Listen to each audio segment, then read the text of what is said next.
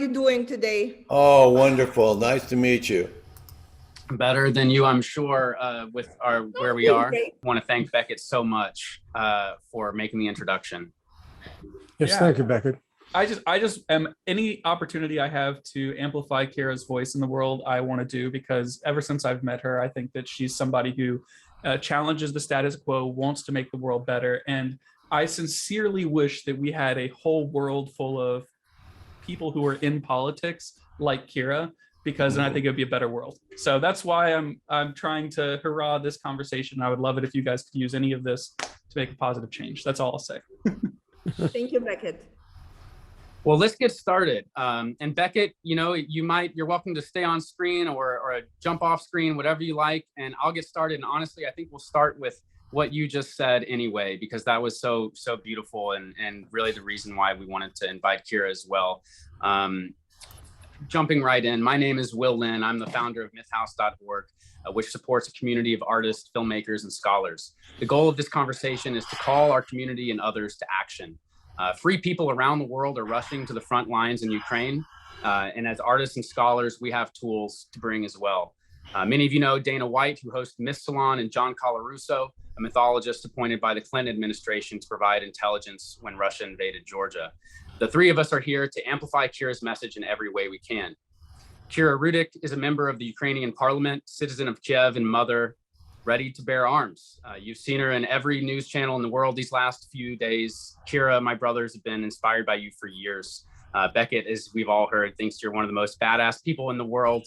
You're an inspiration to Ukrainians and champions of freedom around the world. Thank you for joining us. I know it's 9 p.m. there, and I hope you could just start by telling us a little bit about what your situation is now, what your day was even like. Hello, everyone. Thank you so much for having me. It's a pleasure being here. So today is the 6th day of war that Russia started against Ukraine. The situation now is the following. For the 6 days, Putin didn't have any major win. He was not able to take any major city. So he has nothing to show to his people why he started it. So this gives us two conclusions. First, Ukrainian people are super brave and super cool because we were able to basically push back one of the largest armies in the world. Second is that Putin will be raising stakes. And this is what we see that he is already doing. So what happened yesterday? He initiated the peaceful negotiations. And right after these peaceful negotiations started, and we told everybody that this will happen, right after that, the Air Force attacks significantly intensified, and the attacks to the cities from all sides intensified as well. What is going on right now? We see that they are trying to attack TV tower in Kiev. It was just like an hour ago. There are massive attacks in Kharkiv. I don't know, Beckett, if you have been in Kharkiv, but it's a beautiful city, not anymore. And we are, as we are in Kiev, we are preparing for two different variants. First is the siege. So this is where they are circling around the city right now and trying to block the entrances and exits. The second will be a breakthrough that they will be trying to do. This, I don't believe so, but that could also happen. This is in general what's going on. Then, what we are trying to do as a country, we are trying to win time, because what happened yesterday is the sanctions started working. So it was super unfair to start sanctions on Friday because they didn't have any impact, and only starting yesterday and half of today, when Russian citizens had their credit cards stop working, oligarchs had their children sent back home from London and Miami, etc., etc. So people in Russia, even though there is no news channel who would explain what's going on, started feeling that something is not right. Wow. So as an answer to that, Putin just closed 3 Russian TV channels that were considered to be oppositional ones. So there will be no information for Russian citizens. And this is one of the goals that we have to make sure that Russia destabilizes from the inside by sanctions, by information warfare, etc., so that it will be easier for us to fight. This is where I see the purpose of our conversation is what should be the informational strategy to bring the info about what's going on in Ukraine to Russian citizens through the whole Russia.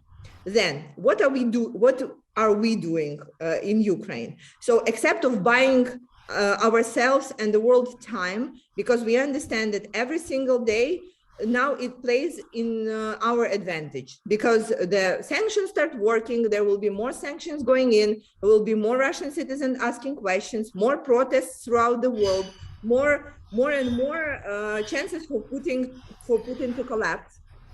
On the other hand, he understands that as well. That's why he intensifies the attack on our cities. So we would fall, or at least if we fail here or there, at least he will have a picture to say, we started this war and this is where we win.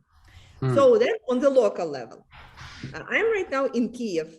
I didn't flee like everybody anticipated, that politicians will go away. I created a resistance crew. We have 25 members right now. Some of them are ex-soldiers. Some of them are members of parliament. Some of them are members of the local councils of my party. What are we doing? So there are two things that right now citizens are generally doing. So we have our regular army who has these strategic things. You see Russian, you kill Russian. And we have our resistance crew that we target smaller groups and make sure that Russians will not get into the city, because they are trying to. So it's been in people's minds, that invasion or the war is when, or people are taking the town is when there is like in the movies from 1945, like the parade at the central street of the city and Nazis are going like this, but instead, these are smaller groups of people who are armed and who are trying to get into the city by different smaller roads. And this is where the resistance groups are coming in handy to be able to neutralize them. And this is why we all are armed, because the situation is kind of complicated. We have been in war with Russia for 8 years. We know 100% what first Putin is capable of, Russian soldiers are capable of, and is all bad things. And we know to fight that this wouldn't happen to us and our cities. So on the personal level, well, I can tell you one thing. I planned to have Pilates on Friday and I didn't have my Pilates.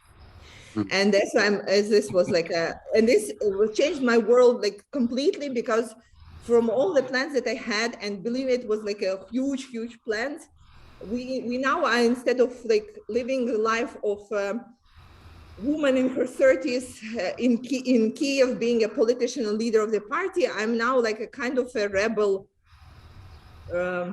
chieftain or something like this. Well, instead, which is not a pleasant role to be in, right? And so we are all living together right now at my house. We are training a lot. We go down when there is the shelling of the city. We now are preparing for the siege, because I personally believe that there will be a siege. Well, I would do the siege if I were Putin, so he will probably do the same. And we are preparing right now. I'm being very, how should I say it, mathematical about what we need, because people are joining in. And I think there will be a limit of the supplies that I have there to provide to them, etc. On a personal note, again, I, as a woman in my 30s who used to survive on one banana and one cream cheese, I can tell you, men eat a lot, really a lot. It's just like a crazy thing. They are destroying our supplies. So we're starting today. We are on army discipline. So we have you don't just walk around eating, you eat 3 times a day and that's it. You're training a lot, etc. So it's very organized. Second is, well, the most heartening, and I'm trying not to talk about it, but I will still have, because this is terrible, is what's happening with the children. So, I've been inspecting the bomb shelters, and the children who didn't flee for some reason, they usually live in the bomb shelters right now. And it's like the goal of my generation was to raise up a generation who would live without a trauma. So when I lived in the United States for some time, I was looking at all those amazing people whom I met. And I was thinking, this is what's happening with the people if they don't have to survive hunger or war or poverty like we survived in 90s, and that we will do everything so our children will not have to know any of those. And this was the goal, the goal of my generation here. And this is why I became politician, etc. And now we failed these children, because now they know that the siren means you go down in your belly and you play turtle. I told it to all the media channels, but this is true. This is what we invented to make it easier to process what's going on. When my friend is teaching her toddler to show this, when he's asked what your blood type is, he doesn't know what blood type is, but he knows to show this.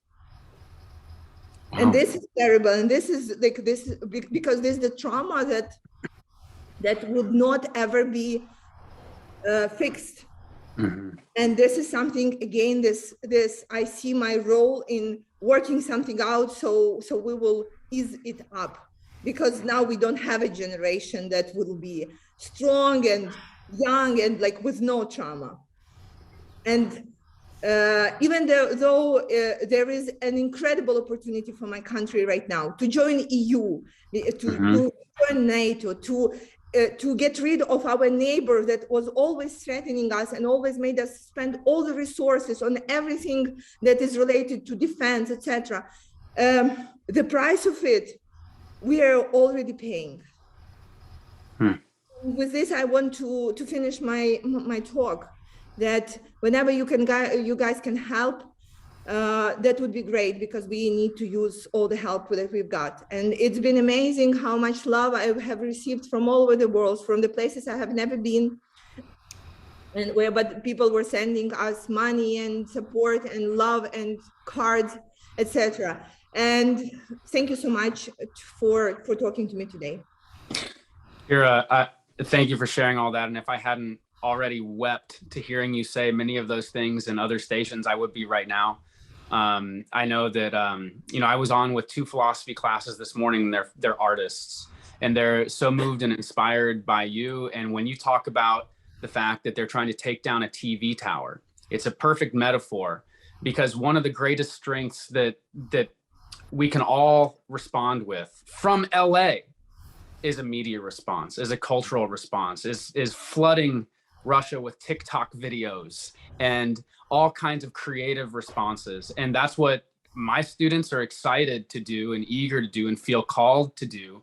And when you talk about something like the turtle, I have a lot of dancers. A quarter of my students or more are dancers, and they'll be creating choreography around the turtle that'll break all of our hearts, and so, you mentioned something earlier about how big the Russian military is, and we're all mythologists here, and a lot of our communities, even the artists, come to us because of an interest in myth. And myths that have come up around this are, of course, David and Goliath.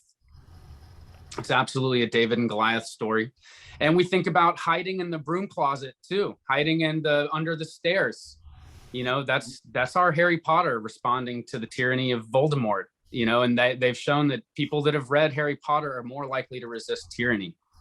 And I think it's important to call on our myths right now and all the emotions that our stories have guided us with, to recognize that those are real stories right now. And the other big one that I want to bring to the conversation is that of Prometheus and Zeus, which is the original story of the rebel versus the tyrant that has been the recurring narrative all throughout history, the rebel versus the tyrant.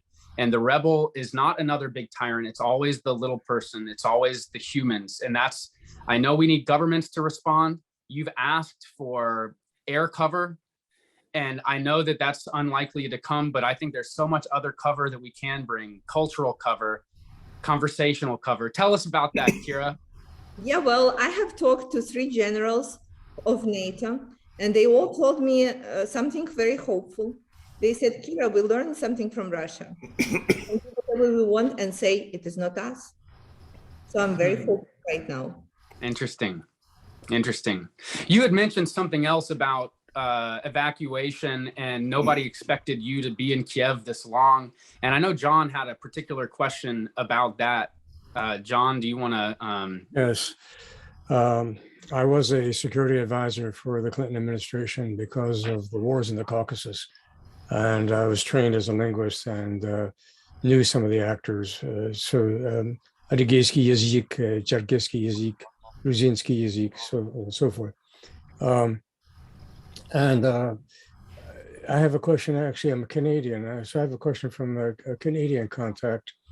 You may eventually, I don't want to be overly pessimistic, but you may eventually have to abandon Kiev and seek some other place to continue in some way to conduct government affairs, a government of Ukraine. Do you have plans of any sort? I don't want the specifics because perhaps we're being listened to by people we'd rather not be listening. But do you have plans for a government in exile? The short answer is yes. The long answer is if everything that we know is right, it will probably not get us to. I'm on a Putin's kill list. They're looking up for, they will be looking out for particular people when they get into the city. There is a plan for getting me out. I understand the small chances of that being executed. And we will, so after that we will see. But I totally realize the threats, and I totally understand what's going to happen.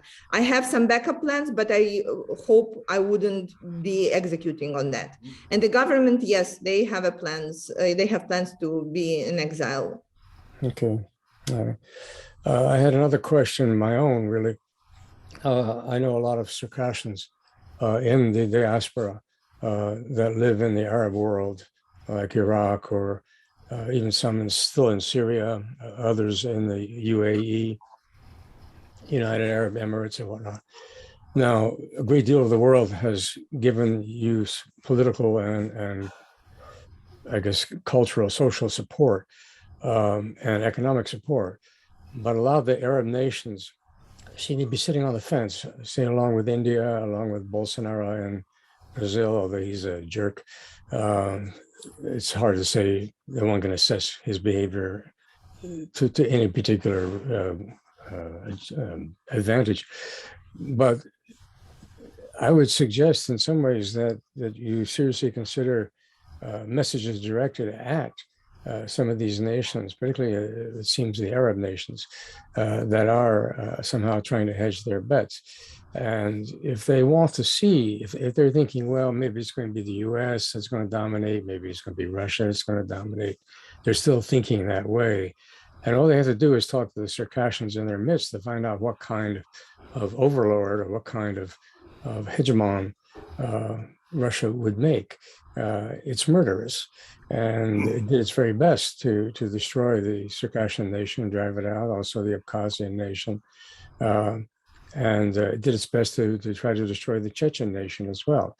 But eventually decided to give up on that one. So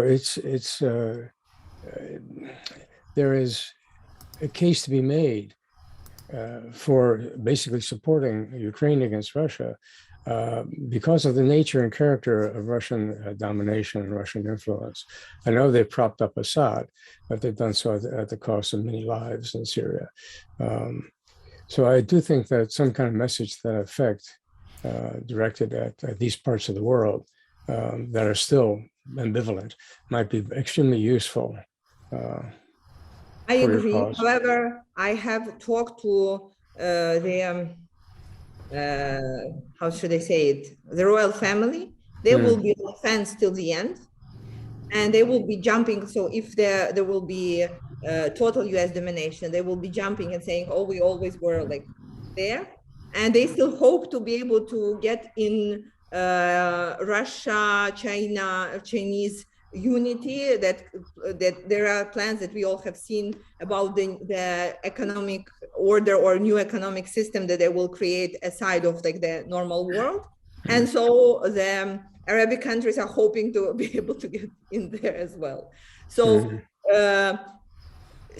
I think the message needs then to tackle like this high class that is able to accept it, because to do the message that will be widespread, I don't think that will have the immediate influence on the royal families and on the ones who are making decisions.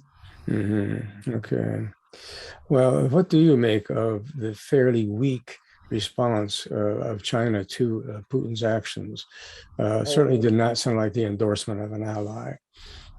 Well, of course, I do believe that they already have plans and shook hands probably at the Olympics regarding how they're going to build the new order within them, saying, well, we've got most of the population plus India that is on the fence right now. I can tell you they're just like trying to, you know, to sit with one butt on two chairs, and they are just hoping. Sorry, like I'm always being penalized by my wording by my PR team. So I'm trying. Oh, I think the dancers are going to end up dancing one butt on two chairs. So thank you. So, and I already think that they were just sitting, you know, there and saying, we don't need them. We don't need them. It's just like a high school thing. But unfortunately, this is what could happen. Let's make it clear. Together, China, India, plus Russia, plus some Arabic countries would be most of the world population. And us will be like the weird ones. And, I agree. This is the issue, is that can they set up an alternate economic universe or not? And that is not about Russia and China. That is about the other swing states, if they're going to be able to do it. And so I agree, maximum pressure on Bolsonaro and Modi right now. Yeah, and I'm sure that they already not only have plans, but they are already preparing and executing on that. So then that it's us outsiders who are just like forget about them, etc. How do you feel? This was a question from one of my students. How do you feel when you see an American commentator side with Putin? Oh, I don't feel stuff. Tucker Carlson. Yeah, I don't feel stuff. I am usually, it's like politics. You just say what you think about it. And inside your mind, you think, okay, I wish you would come to Russia one day, or you would be in somebody else's shoes who is attacked by bully like him. So it's, I'm trying not to get too emotional about these things. I'm getting very emotional about what I see here, so.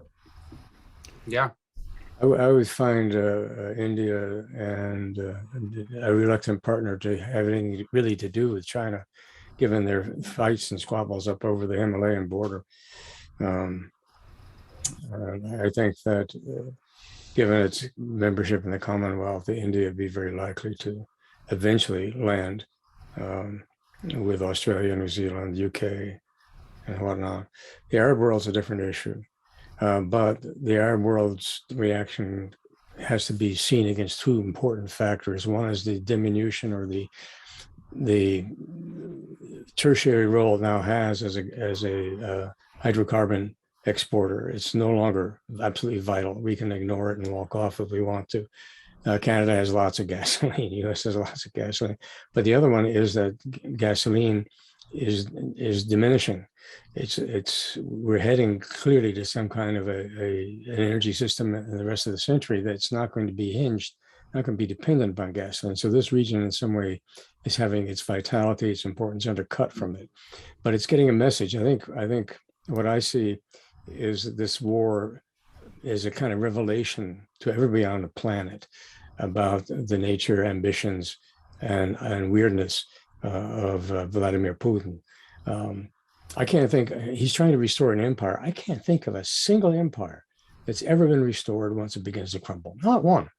And I think there are profound reasons for that. I think the forces that create empires also work in a way that they change, they predictably mutate, and they also begin to work against that very same empire that they assembled. So I do think that Putin is on a quixotic well, a crazy quest. He's listening to this Alexander Dugin, the fascist Eurasianist that had a very strong influence on him. So it's revelatory. I think it's an important source of information for people, even like Bolsonaro, who doesn't seem to be able to absorb information. I had another student, John, who said, why do I care about this issue in Ukraine? There's so many issues all over the world. And what you're helping us put together here is that these are all of a sudden becoming overlapping issues, big time interconnected issues all around the same issue. And that it all absolutely affects all of us everywhere right now. Yeah. Kira, the thing that occurs to me in talking with you today is that you bring a human face to an international conflict that often when the news media, even when they put you on there, they package it in such a way that the whole conflict becomes something that doesn't feel intimate or distant, doesn't feel like something that would happen. But when you talk about missing a Pilates class, I can just relate that to my day-to-day activities, and I can say, this could be happening here. Right. And the sort of thing that you're bringing to it is that you have an approachability. You have this sense of making everyone feel, say more, tell me about what this is like. Can you go to a movie? Can you go to, you talk about it's difficult to go out and go shopping and those sorts of things. I could imagine that if this is the beginning, wherever the end is, if we were to periodically talk with you, this could be a very valuable chronicle in time that would educate people about the conditions that happen in a part of the world that most of us have not been to. I have not been over there, although I studied Russian for 1 year. Я учил русский язык по 1 год. It's about the only thing I remember. But the whole thing is that you bring this humanity to something that seems inhuman. And I'm deeply appreciative of what you're bringing into the conversation today. And I would hope that as we go through time, maybe we can march through this together and come up with something that is really worth capturing, like a diary, like a journal. And we're certainly interested in ongoing support, beyond this moment. Thank you so much. I will be happy to talk to you more like once let's talk differently. Well, I really do. Let me tell you something different. So why these ones are making fun of me and telling that I'm like a very stupid and optimistic. So late night, what I'm doing usually, I'm working on legislation on how we're going to rebuild the country. I know it's like very, very not interesting because it's all the legislation and all the budgeting and all the other shit, like how do you build bridges, how do you build this and that. But this is something that keeping me first sane. Second, it's something that I hope that at some day you will be all sitting at your phones because I will be telling you, oh, look at this, we built this and that, like after Second World War. But this brings us back to what William was talking about, the David versus Goliath. Because for me, the most interesting part is after the battle, because then he became a king and then he was building the strong state.